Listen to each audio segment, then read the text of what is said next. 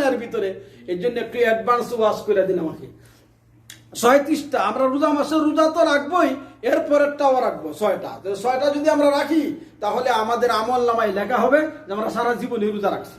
কারণ 36টা 1 বছর সব হইলো, তাহলে আপনি রাখবেন মাত্র 36টা, আর আপনার আমল নামায় লেখা হবে সারা জীবনে রোজা, যেহেতু 1 বছর হয়ে গেল। এই জন্য আমরা সারা জীবন যাতে রোজার সোয়াব পাই, এই জন্য এই 30টাও রাখবেন, আবার এই 36টাও কি আমরা রাখার চেষ্টা করি। নিয়ত করা শর্ত না, বাকি রোজার বেলা সবর করতে হবে, ধৈর্য ধারণ করতে হবে। অনেকে বলে যে থুতু গিল্লা লাইলে আমার রোজা যাইব না, থুতু গিললে রোজা যাবে না। হ্যাঁ, কেউ যদি ইচ্ছা করে তার পানি তৃষ্ণা লাগছে তখন এই ইচ্ছা করে থুতু জমাইতেছে, এটা সম্ভব না, এটা এখন সম্ভব না। হ্যাঁ, যদি এরকম করে কেউ, তাহলে রোজা নষ্ট হওয়ার কথা আছে। কারণ সে ইচ্ছা করে থুতু জমাইতেছে তার গলার তৃষ্ণা মিটার জন্য, এর ফলে থুতু খাইতেছে, এরকম করা হয় না।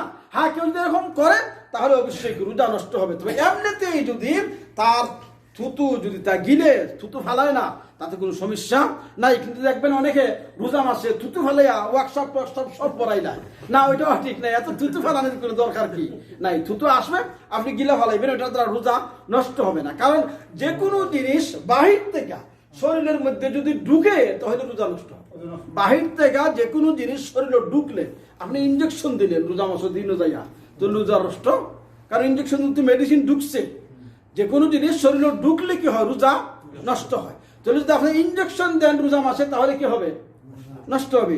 চোখের মধ্যে যদি ড্রপ দেন রোজা মাসে তাহলে কি হবে, কারণ ড্রপ দিলে তো এই যে ঢুকলো পানিটা ঢুকলো, এই জন্য চোখের মধ্যে ড্রপ দেন যদি দিনের বেলা তাহলে এটা ঢুকলে রোজা নষ্ট হয়। ইঞ্জেকশন দিলে ঢুকলে রোজা কি হবে, নষ্ট হবে। ওষুধ টষুধ যদি খান সেটা ডাক্তারি ব্যাপার, কিন্তু খাইলে মানে শরীরে ঢুকলে। বাকি বাহির হয় যদি কোনো জিনিস শরীর থেকে, অনেকে হুজুর আমার এন্দা রক্ত বার হয়েছে রোজা গেল কেন, না বাহির হলে কি যাবে না, রোজা রক্ত বাহির হোক, আরো মনে করেন পেশাবত পেশারাই করতে পারে, পায়খানাও করতে পারে, রক্ত যাইতে পারে, বা অন্য কিছু থুতু হলাইবে, বা শরীর থেকে কোনো কিছু বাহির হইলে রোজা যাবে না। শরীর থেকে কোনো কিছু বাহির হইলে রোজা যাবে না। হ্যাঁ, মুখ বইরা বমি করা সেটা স্বতন্ত্র কথা, কিন্তু এমনি স্বাভাবিকভাবে যদি শরীর থেকে কোনো কিছু বাহির হয় তাহলে রোজা যাবে না। আর শরীরের মধ্যে কোনো জিনিস যদি ঢুকে তাহলে রোজা নষ্ট হবে। যেমন ঢুকার পদ্ধতি, আপনি খাইলেন, পানি খাইলেন ঢুকলো, ভাত খাইলেন ঢুকলো, সিগারেট খাইলেন। কারণ যারা ভালো সিগারেট খুর তারা কেউ রোজা কোনো সমস্যা নেই, খালি সিগারেটের অনুমতি দিয়া দেয়। রোজাটা দরকার লাগে 10টা বাড়াই